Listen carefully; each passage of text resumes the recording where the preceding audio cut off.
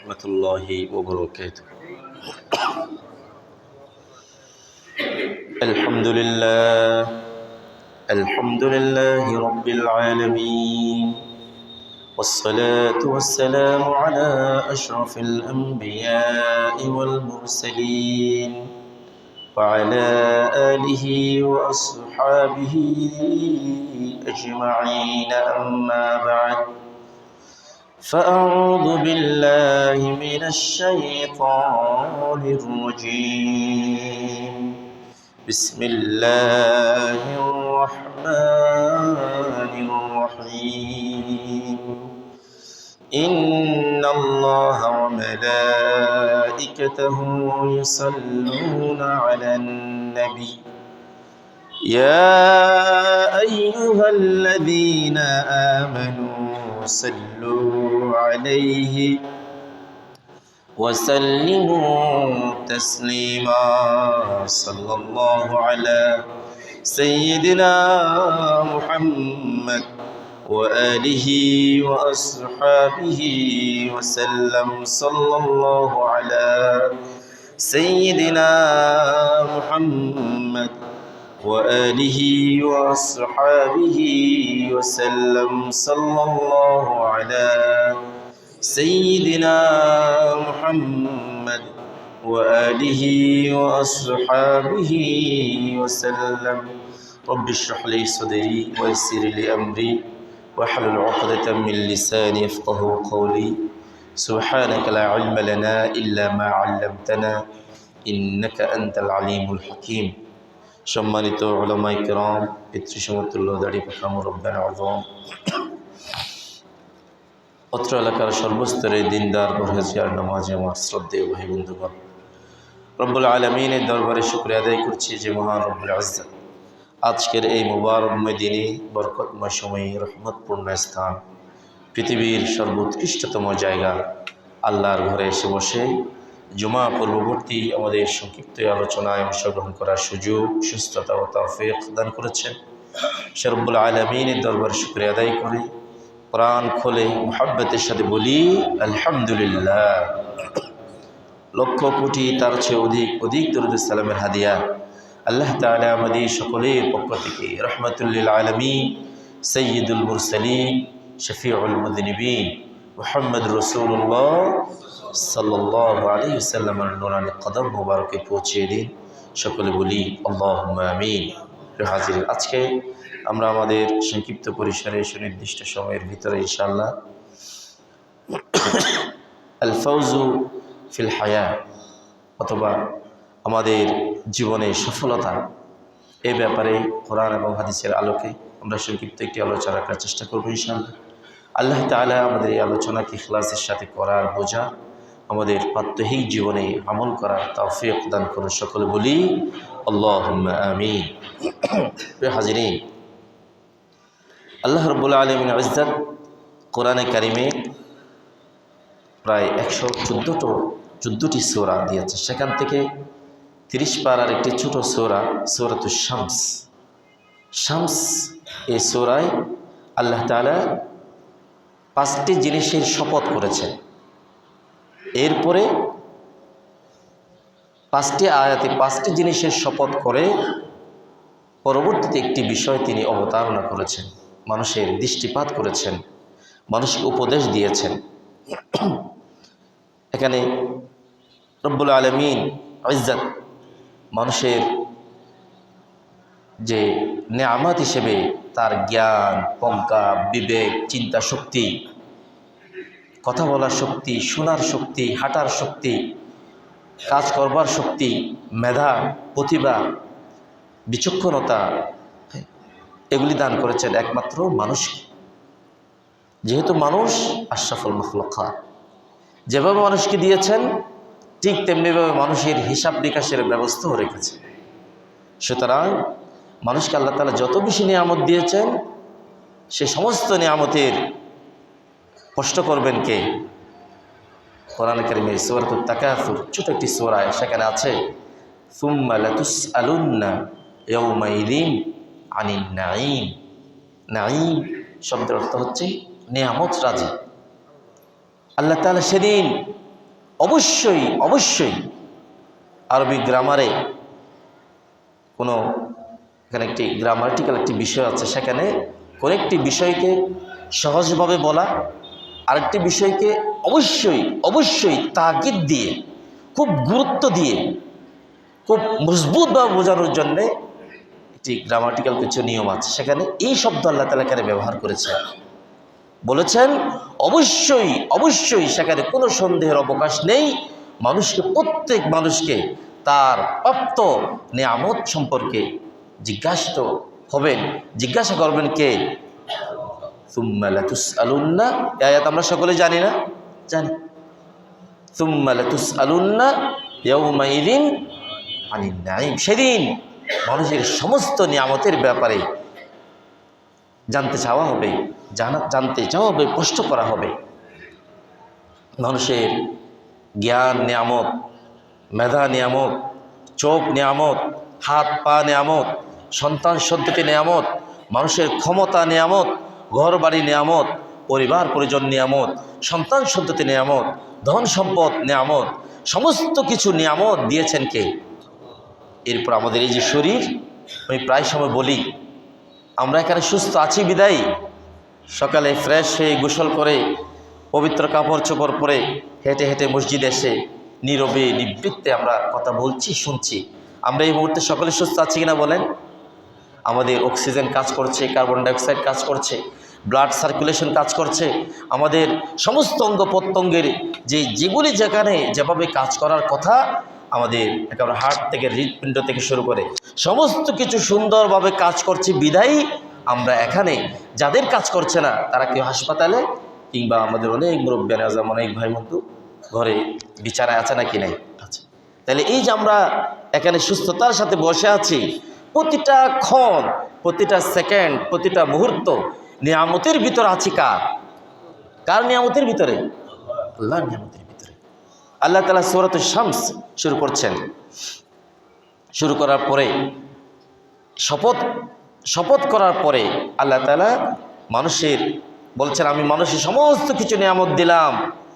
এরপরে পাপ এবং পুণ্য দুইটি বিষয়ের ব্যাপারও তাকে অধিকার দিয়ে দিল। আল্লাহ তাআলা প্রথম শুরু করছেন এই সূরা,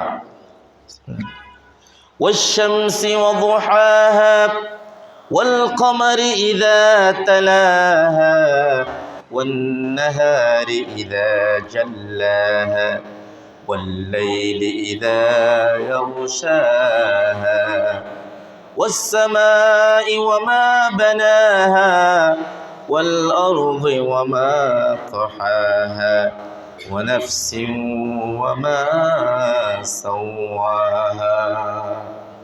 আল্লাহ রাব্বুল আলামিন সর্বপ্রথম আয়াতে শপথ করে বলছেন ওই সূর্যের শপথ, যেই সূর্য তাপ দেয়, আলো দেয়, ওই সূর্যের শপথ। এক নম্বর শপথ করলেন আল্লাহ তাআলা। দ্বিতীয় শপথে বলছেন ওয়াল কমারি ইযা তালাহা, সূর্যের পরে সূর্য যখন অস্ত যায়, সূর্যের পরে দুনিয়ার জমিন, দুনিয়ার আকাশে চাঁদ ওঠে, অর্থাৎ সূর্যের পিছনে পিছনে যে চন্দ্র আসে সেই চন্দ্রের শপথ।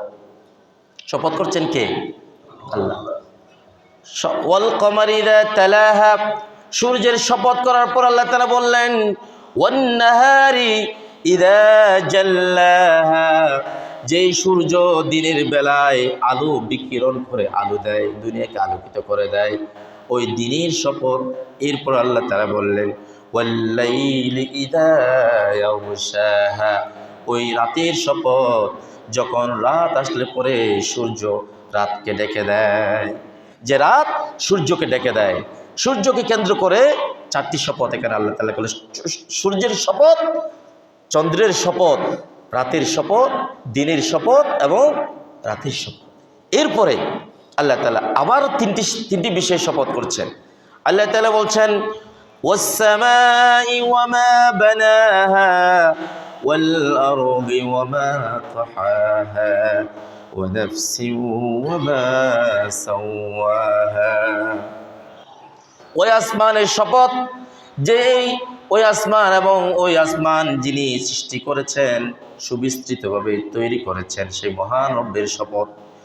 এরপরে ওয়াল আরদি ওয়া মা তাহাহা, এবং এই বিস্তীর্ণ জমিন, যে জমিনকে মানুষের জন্যে আল্লাহ তাআলা সমতল করে দিয়েছেন, সেই মহান রব্বুল আলামিনের শপথ। তাহলে এই শপথগুলি কেন করছেন? তৎকালীন যুগে আরবে এ ধরনের শপথ করার মাধ্যমে মানুষের অ্যাটেনশন, মনোযোগ, গুরুত্বপূর্ণ একটি কথা বলার জন্যে মানুষের শপথের এরপরে গুরুত্বপূর্ণ একটি কথা আসছে, এটি বোঝানোর জন্য আল্লাহ তাআলা শপথ করছেন। তাহলে এগুলি তো কোনো অলৌকিক কোনো বিষয় নয়, এগুলি প্রত্যেকটা জিনিস দেখা যায়। সূর্য দেখা যাচ্ছে, চন্দ্র দেখা যাচ্ছে, রাত দিন আমাদের সামনে আসছে, এরপরে আসমান জমিন আমরা দেখছি, সমস্ত প্রত্যক্ষ বিষয়ের ব্যাপারে শপথ করার পরে সপ্তমতম আয়াত আল্লাহ তাআলা বলছেন ওয়ান-নাফসি ওয়া মা সাওয়াহা, ওই আত্মার শপথ, ওই নফসের শপথ, যে নফসকে আল্লাহ রাব্বুল আলামিন সুন্দরভাবে তৈরি করে দিয়েছে। নফস, আত্মা, অন্তর, কল্ব আল্লাহ তাআলা প্রত্যেককে দিয়েছে। এই অন্তরে ভালো মন্দ, ন্যায় অন্যায়, সত্য মিথ্যা, পাপ পুণ্য সমস্ত কিছু অনুধাবন করার মতো চিন্তা শক্তি মানুষকে দিয়ে দিয়েছেন কে? তাহলে মানুষ চিন্তাশীল, অন্য কোনো প্রাণী চিন্তাশীল নয়। মানুষ কথা বলতে পারে, অন্য কোনো প্রাণী কথা বলতে পারে না। হ্যাঁ, তাদের ভাষায় হতে পারে, কিন্তু আকল, বুঝ শক্তি, মেধা শক্তি, বর্ণনা শক্তি, এই শক্তিগুলি মানুষকে দিয়েছেন কে? এই শপথগুলি বলার পরে আল্লাহ তাআলা বলছেন, আজকে মূল আলোচনার মূল বিষয় যে এই এখানে আল্লাহ তাআলা বলছেন ফাআলহামাহা ফুজুরাহা ওয়া তাকওয়াহা, যে নফস, যে অন্তর আল্লাহ তাআলা মানুষকে সৃষ্টি করেছেন, ওই নফসের ভিতরে আল্লাহ রাব্বুল আলামিন পাপ পুণ্য উভয়টির জন্য আল্লাহ রাব্বুল আলামিন তাকে স্বাধীনতা দিয়ে দিলেন, যে মানুষ দুনিয়ার জমিনে তার পাপের বোঝাকে সে ভারী করে ফেলবে, পুণ্যের বোঝা হালকা হবে, তার প্রাপ্য সে পাবে। আর যার পুণ্যের বোঝা ভারী হয়ে পাপের বোঝা হালকা হয়ে যাবে, তার প্রাপ্য সে কাল কিয়ামতে পেয়ে যাবে। ফুজুরহা ওয়া তাকওয়া, ফুজুরা পাপ এবং তাকওয়া আল্লাহ তাআলা উভয়টি মানুষকে দিয়ে দিয়েছে। সামনে পথ খোলা। এরপর আল্লাহ তাআলা বললেন, তাহলে সফলকে? আজকে দুনিয়ার এই চাকচিক্যময় নশ্বর পৃথিবীতে এখানে আমরা মনে করি বেশি সম্পদ থাকলে সফল, সন্তান সন্ততি বেশি থাকলে সফল, বেশি ফলোয়ার থাকলে, অনুসারী থাকলে সফল, বেশি ধন সম্পদ অথবা পাওয়ার, ক্ষমতা, শক্তি, সামর্থ্য এগুলি থাকলে সফল, এরকম আমরা মনে করছি। গতকালকে আমাদের নির্বাচন শেষ হয়েছে, তাহলে কেউ ক্ষমতা এসেছেন, কেউ বিরোধী দলে এসেছেন। নির্বাচনের এই যে আমেজ, যে একটি উত্তেজনা পরিবেশ শেষ হয়েছে। হাজিরিন, এখানে আজকে যে এমপি হয়েছেন তিনি হয়তো আগামী এমপি হবেন না, হয়তো তিনি আবার এমপি হবেন 5 বছর, 10 বছর, 20 বছর, কিন্তু তার একদিন শেষ আছে নাকি নাই? আছে, সবার শেষ আছে।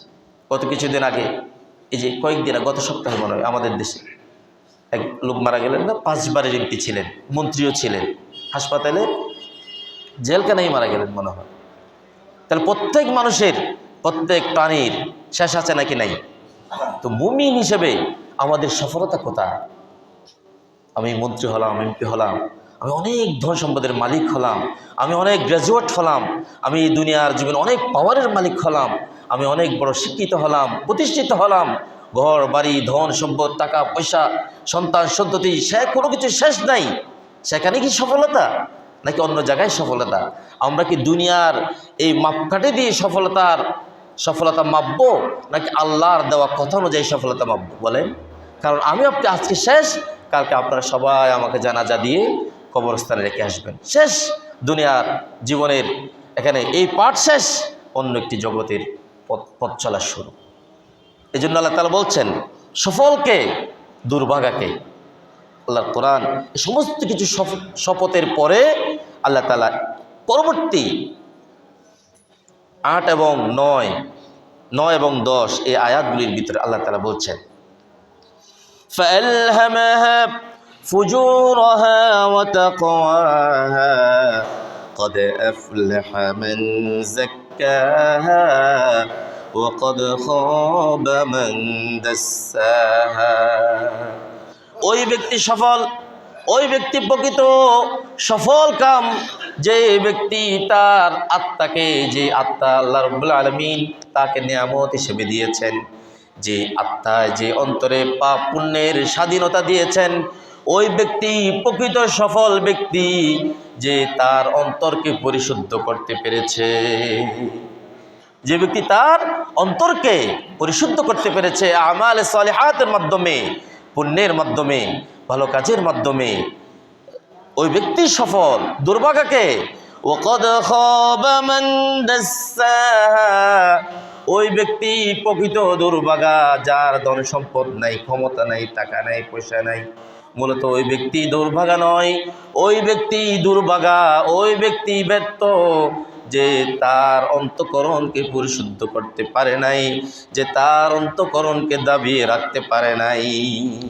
দুনিয়ার সামনে তার যা আছে তা সে ভক্ষণ করেছে, গিলেছে, খেয়েছে, সে তার অন্তঃকরণকে কন্ট্রোল করতে পারে নাই, ওই ব্যক্তি সফল নয়। যে ব্যক্তি তার অন্তঃকরণকে পরিশুদ্ধ করতে পেরেছেন তিনি সফল। বলছেন কে? দোয়া করি আল্লাহ তাআলা কাল কিয়ামতের ময়দানে আমাদের সকলকে সফল কাম ব্যক্তিদের কাতারে আল্লাহ তাআলা আমাদেরকে শামিল করে দিন। সকল বলি আল্লাহুম্মা আমিন। বেহাজে এজন্য এই দুনিয়ার মোহে পড়ে আমরা যেন আল্লাহকে বলে না যাই, আমরা যেন পরকালকে ধ্বংস করে না দেই, আমরা যেন অনন্তকালের অন্তিম যাত্রার এই পথ চলা ওই জীবনকে যাতে ধ্বংস করে না দেই।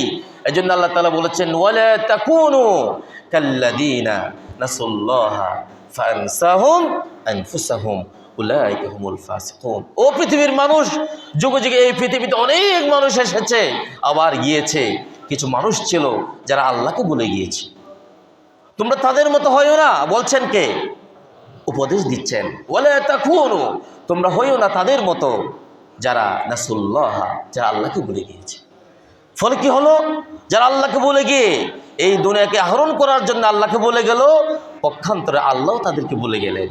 আর মালিক যখন তার বিত্তকে, তার গোলামকে বলে গেলেন, সে ফাসিকদের কাতারে শামিল হয়ে গেল, সেই ফাসিকদের কাতারে, গুনাহগারদের কাতারে সে শামিল হয়ে গেল। সুতরাং তাদের মতো হইও না যারা আল্লাহকে বলে যায়।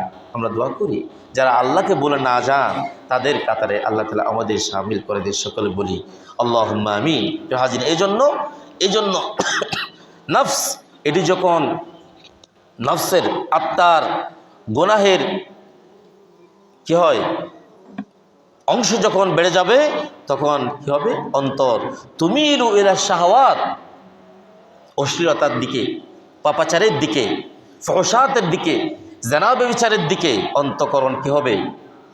ধাবিত হয়ে যাবে। ওয়াতুযায়্যিনু লিসাহিবিহাল মাআসি, পাপকে তার সামনে সুশোভিত করা হবে। কিভাবে? একজন ব্যক্তি পাপ করছেন, তিনি, অর্থাৎ ছোট করে উদাহরণস্বরূপ বলা যায়, একজন ব্যক্তি তার চোখের গুনাহ করছেন, হাতের গুনাহ করছেন, অথবা তিনি ব্যবসা বাণিজ্যে হারাম খাচ্ছেন, তার কাছে এটা ফিলিংস আসছে না সে যে একটি খারাপ কাজ করছেন, বরঞ্চ তার কাছে এটিকে আরো সুশোভিত, তার কাছে ভালো লাগছে। এই যে গুনাহ করে ভালো লাগা, এর মানে আমার অন্তঃকরণে কি এসেছে? দাগ এসেছে। আমি এখন নফস মুতমাইন্নার দিকে নাই, আমার নফস পরিশুদ্ধ নাই। গুনাহ করতে করতে ভালো লাগা, চোখের গুনাহ, হাতের গুনাহ, কথার গুনাহ, মুখের গুনাহ, অঙ্গ প্রত্যঙ্গের গুনাহ, এই গুনাহ করতে করতে যখন মানুষের ভালো লাগে তাহলে বুঝতে হবে আমার অন্তর কি এসেছে? কালিমা এসেছে। সুতরাং আমরা আল্লাহর কাছে দোয়া করব, মানুষের তাকওয়ার পূর্ণ হওয়ার একটি স্টেপ, একটি পদক্ষেপ, একটি স্তর হচ্ছে গুনাহ ছাড়তে পারা। গুনাহ ছাড়তে পারা বেশি ভালো আমল নাই, কিন্তু গুনাহ নাই, ওই মানুষ সফল। এজন্য আমরা আল্লাহর কাছে দোয়া করি আল্লাহুম্মা আরহামনা বিতারকিল মাআসি আবাদা। আয় আল্লাহ, আপনি আমাদের উপর রহম করুন গুনাহ মুক্ত জীবনের মাধ্যমে। আমিন বলেন, আমিন বলবেন না? গুনাহমুক্ত জীবনের মাধ্যমে এমনভাবে একটি জীবন আমরা যাপন করতে পারি, সেই রকম জীবন আপনি রহম করে আমাদেরকে দান করুন, আল্লাহুম্মা আমিন। তাহলে কি হবে? মদ আপনার ভালো লাগবে না, জেনা ভালো লাগবে না, ফহশাত ভালো লাগবে না, নেফাকি ভালো লাগবে না, জুলুম ভালো লাগবে না, চোখের গুনাহ ভালো লাগবে না, অন্তরের গুনাহ ভালো লাগবে না, হারাম ভালো লাগবে না। এই যে ভালো না লাগা, এর মানে হচ্ছে কি আপনি আল্লাহর রহমতের ছায়া তোলে আছে। তাহলে এই জন্য আমরা যাতে গুনাহ ভালো না লাগে, এই জন্য আমরা আল্লাহর কাছে দোয়া করবো কিনা ইনশাআল্লাহ, আল্লাহ তাআলা যেন আমাদের গুনাহ ভালো না লাগে, এই গুনাহ ভালো লাগে এই অন্তরটা যাতে পরিবর্তন করে দিয়ে গুনাহ ভালো না লাগে যে সেই রকম অন্তর যেন আল্লাহ তাআলা আমাদের সকলকে দান করে। সকলে বলি আল্লাহুম্মা আমিন। এজন্য আমাদের আজকের খুতবার অংশ হচ্ছে হাসিবু আনফুসাকুম ক্বাবলা আন তুহাসিবু। নিজেরা আত্মসমালোচনা করি, আমরা নিজেদের ব্যাপারে বিচার করি আল্লাহর বিচার আসার আগেই। অতহরু কুলুবাকুম বিত্তাওবা, আমাদের নষ্ট কলুষিত অন্তরকে আমরা পবিত্র করি তাওবার মাধ্যমে। আসুন আল্লাহ তাআলা ওয়াজাক্কু আনফুসাকুম বিত্তাআ, আল্লাহর আনুগত্যের মাধ্যমে আমরা যেন আমাদের অন্তঃকরণকে পরিশুদ্ধ করে নেই। সর্বশেষ আয়াতে কারিমা আল্লাহ তাআলা বলছেন ফাযকুরুনি আযকুরুকুম ওয়াশকুরুলি ওয়ালা তাকফুরুন, তোমরা আমাকে স্মরণ করো, আমি তোমাদেরকে স্মরণ করব। আল্লামা মুহাম্মদ আলী আস-সাবুনী তিনি তার তাফসিরে সুফাতুত তাফাসির, চমৎকার একটি তাফসির গ্রন্থ, সেখানে তিনি মানুষ আল্লাহকে স্মরণ করলে আল্লাহ মানুষ কিভাবে স্মরণ করবেন এর ছোট্ট একটি তাফসির করেছেন এভাবে, ফাযকুরুনি বিল ইবাদা ওয়াত তাআ ওয়া আযকুরুকুম বিস সাওয়াবি ওয়াল মাগফিরা। তিনি বলেছেন এখানে আল্লাহ তাআলা বলতে চেয়েছেন তোমরা আমাকে স্মরণ করো ইবাদতের মাধ্যমে, আনুগত্যের মাধ্যমে, আমি তোমাদেরকে স্মরণ করব গুনাহ ক্ষমা করার মাধ্যমে এবং সওয়াবের মাধ্যমে। সুবহানাল্লাহ। আল্লাহ তাআলা আমাদের সকলকে তৌফিক দান করে। সকলে বলি আল্লাহুম্মা আমিন। আল্লাহ প্রিয় বান্দাদের কাতারে আল্লাহ তাআলা আমাদেরকে শামিল করে দিন, আল্লাহুম্মা আমিন। ওয়া আখিরু দাওয়ানা আলহামদুলিল্লাহি রাব্বিল আলামিন। সুবহানাকাল্লাহুম্মা ওয়া বিহামদিকা আশহাদু আল্লা ইলাহা ইল্লা আনতা আস্তাগফিরুকা ওয়া আতুবু ইলাইক।